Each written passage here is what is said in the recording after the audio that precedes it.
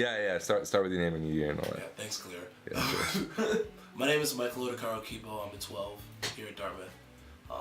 I guess I'm going to talk about my experience in India and what I did this past fall.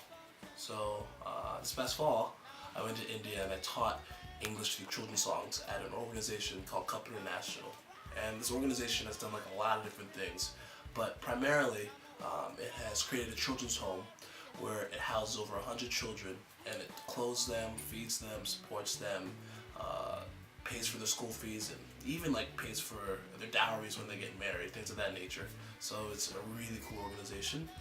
So at that organization, I taught children's songs, hopefully teaching them English along the way. And the reason why I wanted to do that was because, children's songs have always been important in my life, and they pop up in weird, situations. Like if I'm working out or like doing other things, they just like come to my head, and it's like a repetition type of thing.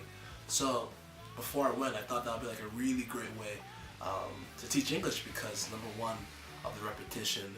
Number two, it's just like really fun to sing children's songs, even at the age of 21. Like sometimes I see myself singing like ABCs and strangely enough, but yeah, it's fun and a really cool interactive way for the kids to practice. Number three, it'll help with their pronunciation. Number four, I thought it would be a great way for them to have a kind of advantage when they were to go to school and speaking English, knowing the pronunciations, and just being comfortable with the language. So, it was a little difficult at times because in the place where I worked at, in southern India, English is not spoken widely. So I had to try to understand as much Tamil, which is the local language, as I could, which was a little problematic because it's a hard language. But everything ended up pretty fine. At the end, the children and I had a concert, and the community members loved it, and the kids loved it. We had an incredible time.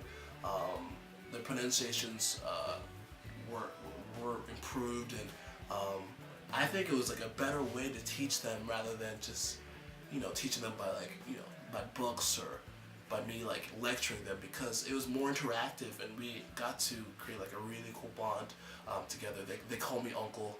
I'm trying to get over there this coming summer to see how they are. I try to raise money for the organization to improve their lives, and it was just an incredible experience and a really cool way to spend my fall term. I don't know, it's just really fun, and I think the kids, both the kids and I, we both learned a great amount. So I remember my mom saying before I went that I'm leaving now, and but coming back I would never be the same. And you kind of roll your eyes at your parents like, okay, like whatever. But it's kind of true. Like returning, I became more focused with things that I want to do, more serious. But still, I appreciate the things that I have, and just life in general. Life is so short, and we're all so blessed. And the kids themselves. They are blessed as well. We are all blessed to have opportunities of education and just to better ourselves. So it's made me appreciate coming to Dartmouth and to also try to do things that are